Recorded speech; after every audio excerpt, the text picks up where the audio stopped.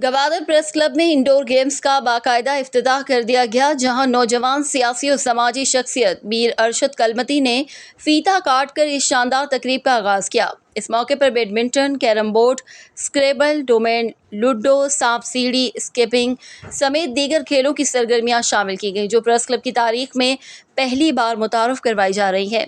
Mir Abdul Ghafoor Kalmati welfare trust के सरबराह मीर अरशद कलमती ने सहाफ़ी बरादरी के साथ मुख्तलिफ इंडोर गेम्स में शिरकत करते हुए यादगार लम्हे को मज़ीद खुशगवार बना दिया। उन्होंने अपने मुख्तसर खिताब में कहा कि सेहतमंद और चाको चौबंद जिस्म के लिए खेलों की सरगर्मियाँ कलीदी हैसियत रखती हैं। इंडोर गेम्स ना सिर्फ सहाफ़ियों को रोज़मर्रा की थकावट से निजात दिलाएंगी, बल्कि उनकी ज़हनी और जिस्मानी तवानाई बहाल करने में भी मददगार साबित होंगी।